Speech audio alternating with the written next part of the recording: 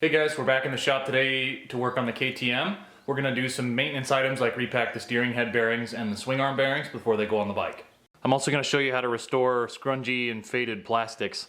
On these lower steering stem bearings, if you're not replacing it, i.e. taking it off and putting a new one on, they're very hard to clean out and pack. So I've already cleaned this one up. I used the pressure washer and blew all the grease out of it, and then I sprayed it with some WD-40.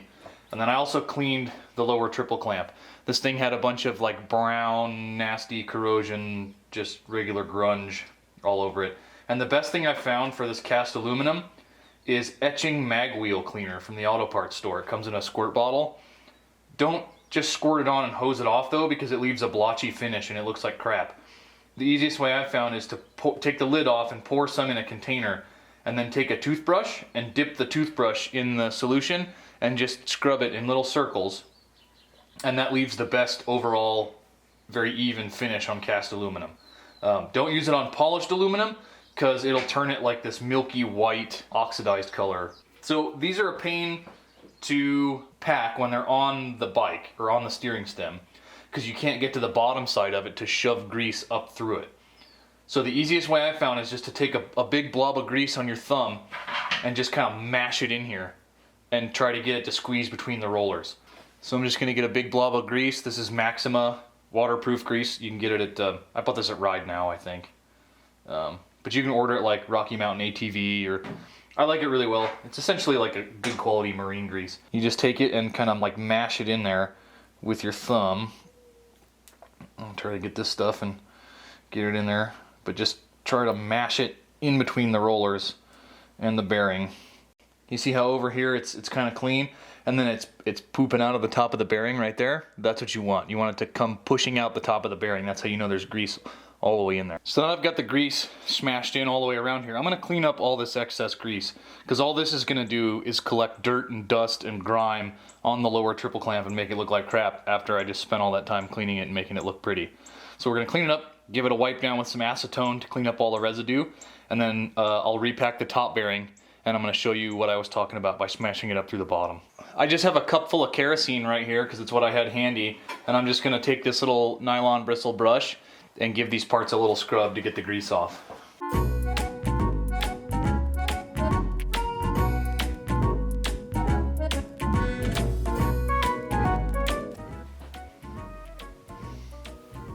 And now for the bearing.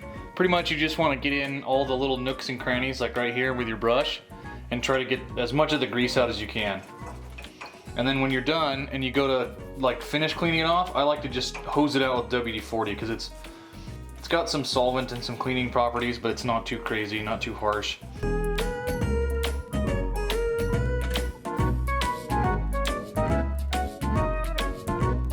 So I've cleaned this bearing out with some WD-40. I'm just gonna give it a wipe off with this rag, and we'll start packing it.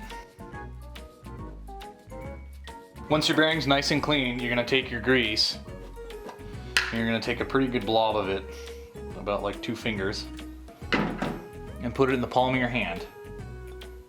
Like I said, this is messy. You probably want to wear gloves, but they're hard to come by these days. Then you take your bearing, and you see how it has like the wide end and the skinny end? You take the wide end and you just mash it and kind of drag the grease into the bearing. And what you're looking for is for the grease to start coming out of the top of the bearing there. Alright, this thing's packed. You see how the grease is poking out of the top of the bearing there? That's all ready to go. So I'm just going to take the rest of the grease that's in my palm and on my fingers and kind of wipe it around on the outside of the bearing.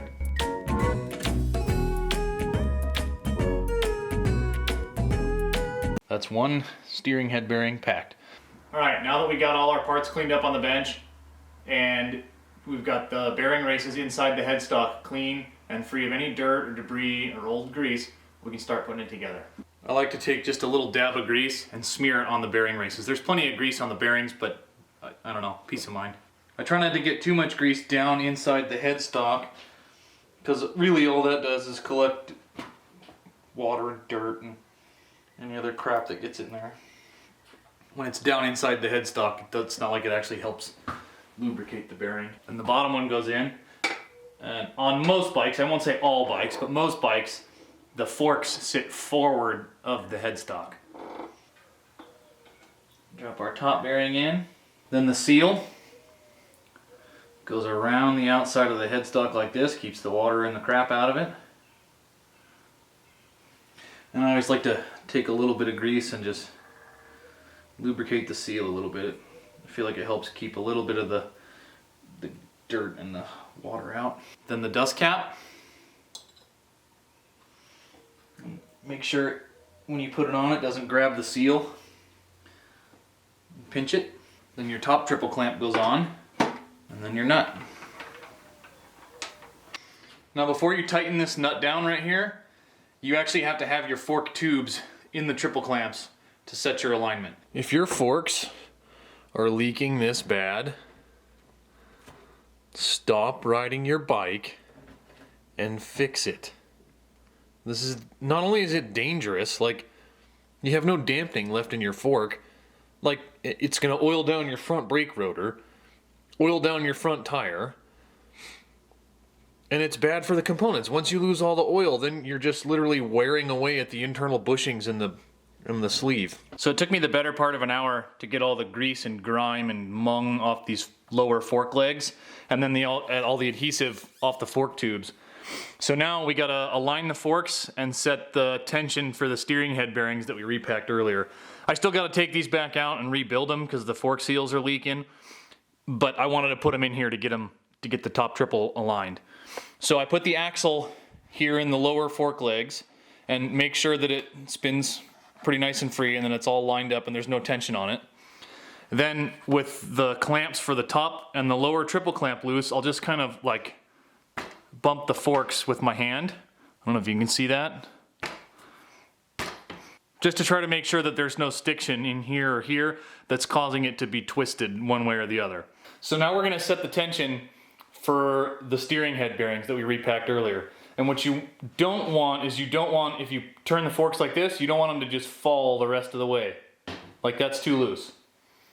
So I'll take and tighten down the top clamp nut a little bit at a time and get it to where they won't just fall on their own. So it still needs to be a little tighter. So right about there. See how I can put it wherever I want and it won't fall? But if you give it like a shove, it'll keep going. But if you just put it like this, it won't keep going on its own. But if you shove it, it'll keep going. That's perfect right there. So after you've got that set, you got to tighten down this pinch bolt at the top, and that'll lock it in. It'll also lock the alignment of your top and lower triple clamp. And don't go ham on these because they are just into aluminum threads.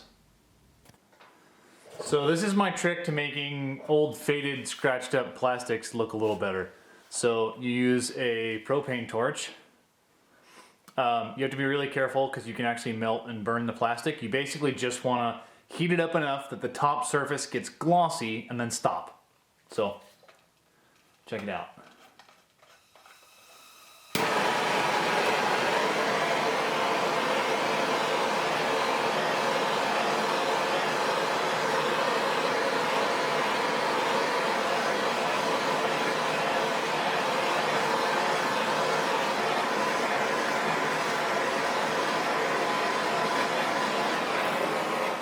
That's it, just like that. And then wait for it to dry and it'll get dull again and I'll show you what to do after that. So after you've done that, you'll see it as it cools off. It'll get like another haze on the top of it again. And you want to wait until it's relatively cool to the touch. You don't want it to be still smoking hot when you do it. And then I just use the Mother's Back to Black. It's like a silicone, I'm pretty sure. Definitely don't get it on stuff you want to paint. But then I just take it and put it on a microfiber and kind of lightly buff it in. You don't want to be too rough with it because now the surface of the plastic is like fairly soft.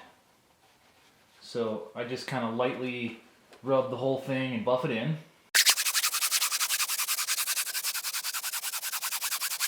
And then after that's done, I take a clean microfiber and just, again, with the fuzzy side, not the rough side, I just take it and very lightly buff the whole surface. And I don't know if you guys can see, but it makes a huge difference in the way this plastic looked. It was all gray and scratched and crappy looking before, and it almost looks new now. On the black plastic, it's hard to see, but on this one, let me see if I can get the camera in there. You see how it's got the white lines in it from like stress and bending?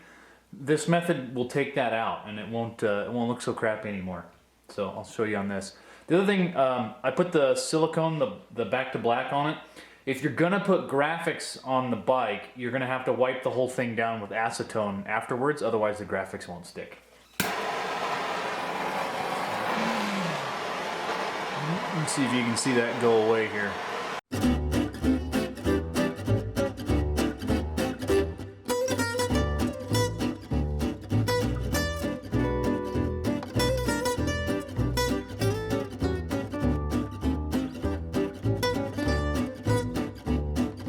Sometimes it can help too if you flip it around and do the back side of where it's turned white. So that's pretty much the gist of it. You just heat it up till it turns glossy again, and you see the white go away, and you're good to go. If you were going to put graphics on it, I would just do that and leave it. Put your graphics on and be done.